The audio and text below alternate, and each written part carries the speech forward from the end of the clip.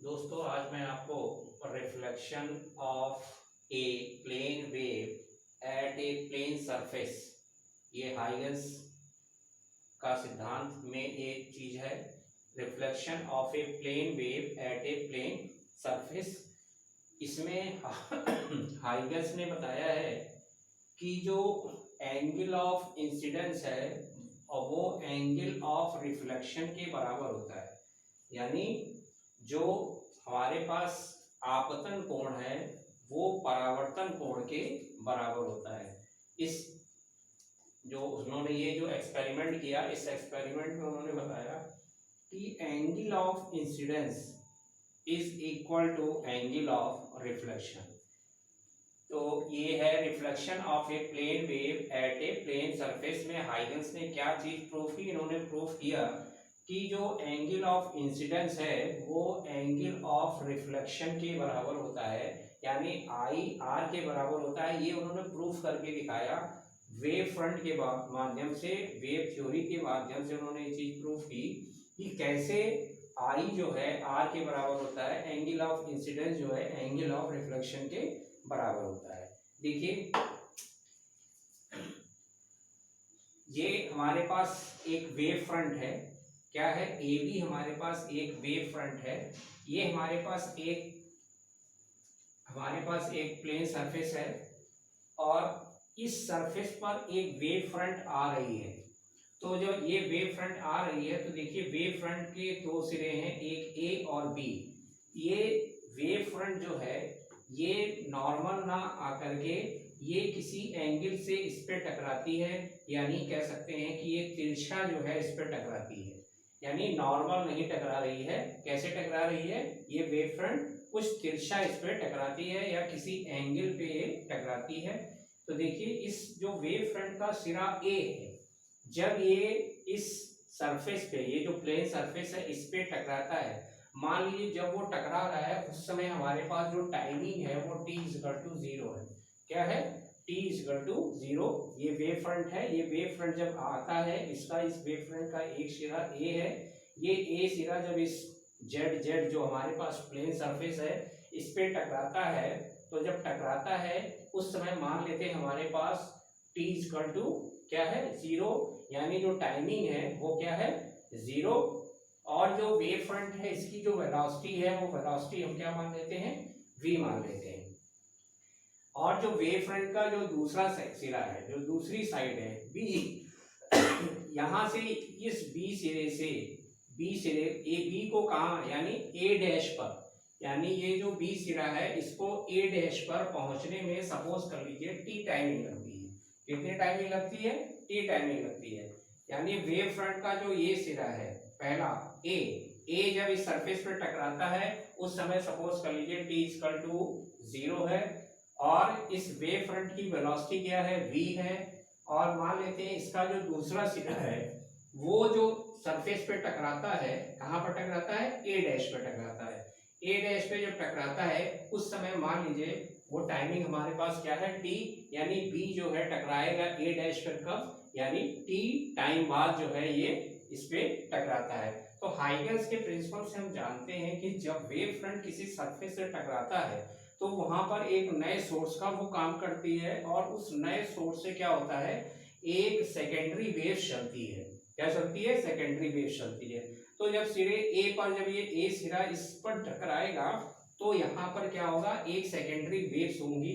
वो secondary waves यहाँ पर पहुंचेंगी, कहाँ पर पहुंचती है, वो किस पर पहुंचती है, वी डैश पर। कितने टाइमिंग पे पहुंचती है, टी टाइमिंग पे, यानी उतने ही टाइमिंग में पहुंचती है जितने टाइमिंग में जो वेव है वो बी से ए डैश पर पहुंचती है, उतने ही टाइमिंग में ये जो सेकेंडरी वेव्स है जो ए से चल रही है वो कहाँ पहुंचती है, बी डैश पर पहुंचती है।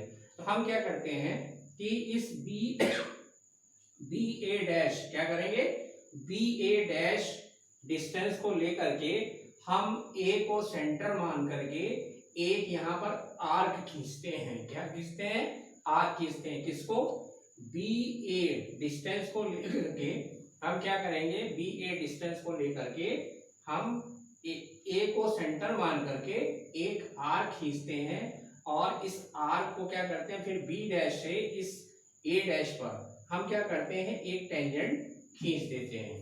तो देखिए जब यहां से वेव जो है यहां से यहां तक पहुंचने में कितना टाइमिंग लग रहा है, टी टाइमिंग लग रहा है।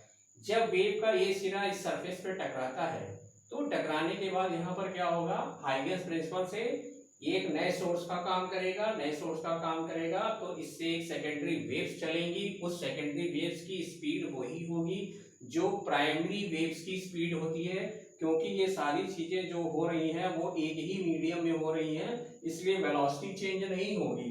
तो उसकी भी वेलोसिटी, चूंकि हम मान रहे हैं कि इसकी वेलोसिटी v है, तो जो सेकेंडरी वेव्स होंगी उसकी वेलोसिटी भी क्या होगी, v होगी। तो यहाँ से जो हमारे पास सेकेंडरी वेव चलेंगी तो वो इस बी डैश पर कितने टाइमिंग में पहुंचेंगी, टी टाइमिंग में पहुंचेंगी, जितना टाइमिंग यहाँ से यहाँ पर लगता है। अब जैसे जैसे ये वेव फ्रंट आगे चलेगा तो ये ए डैश के बीच के पॉइंट्स पर टकराएगा, और जैसे जैसे ये इस पे टकराएगा यहाँ से ये एक नए सोर्स का काम करेगा और यहाँ से एक सेकेंडरी वेव चलेंगी जो इस ए डैश बी डैश पर पहुंचेंगी।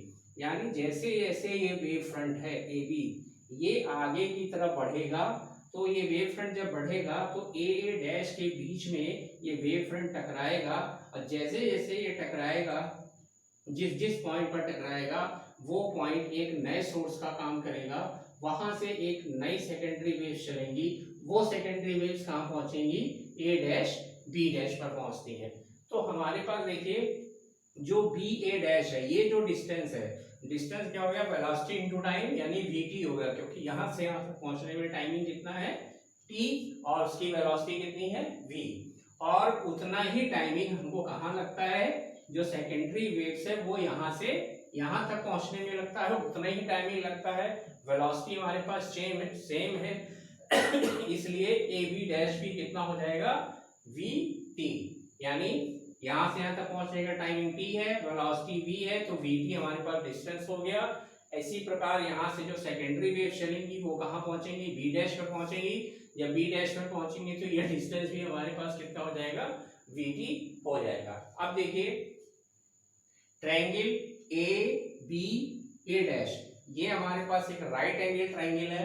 राइट एंगल ट्रायंगल में ये हमारे पास एंगल आई है, तो अगर हम यहाँ से साइन आई की वैल्यू निकालें तो साइन आई की वैल्यू क्या हो जाएगा, यहाँ पर साइन इज इक्वल टू होता है हमारे पास परपेंडिकुलर अपॉन हाइपोटेन्यूज। तो परपेंडिकुलर हमारे पास क्या है ए डैश बी, और हाइपोटेन्यूज क्या है ए डैश, तो हमारे पास हो जाएगा B A dash upon A dash, यानी B A dash upon A dash.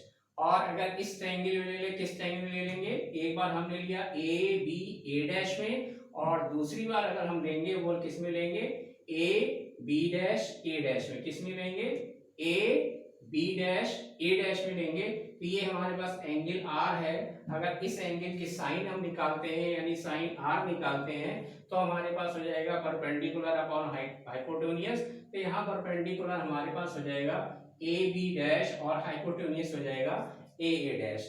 अब हम साइन स्नेल लॉ से निकाल लें sine I upon sine R, तो इसकी वैल्यू हम रख देंगे B A dash upon A dash, यहाँ हो जाएगा A B dash upon A dash, ये कैंसिल हो जाएगा, तो हमारे पास आ गया B A dash upon A B dash. तो यहाँ से देखिए बी ए डैश भी बी टी के बराबर है और ए बी डैश भी किसके बराबर है, बी टी के, दोनों कैंसिल हो गए, आ गया 1।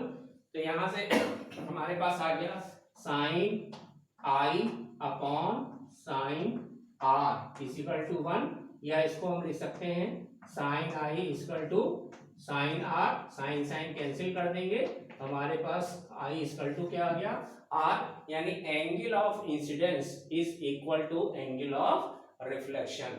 यही हाइगन्स ने अपने वेव फ्रंट की थ्योरी से ये प्रूफ किया है कि जो एंगल ऑफ इंसिडेंस है वो एंगल ऑफ रिफ्लेक्शन के बराबर होता है। एक बार देख लीजिए, तो ये वेव चलती है, जब वेव चलेगी मान लीजिए t बराबर 0 पर यहाँ टकराई, तो यहाँ से सेकेंडरी वेव चलेंगी, वो सेकेंडरी वेव कहाँ पहुंचेंगी, यहाँ पहुंचेंगी।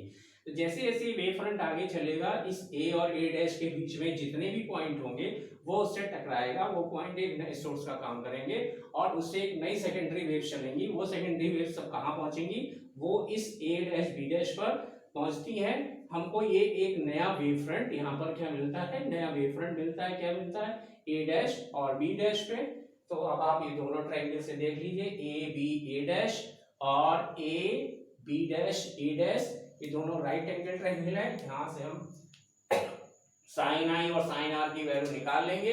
इस नए लॉ से sine I upon sine R equal to दोनों वैल्यू रख लीजिए, कैंसिल हो जाएगा। बी ए डैश और ए बी डैश हमारे पास वी टी के बराबर है, कैंसिल हो गया 1। तो यहाँ से sine I equal to sine r या आई इक्वल टू आर। तो हमारे पास angle of incidence is equal to angle of reflection, ये हाइगेंस ने प्रूव किया है।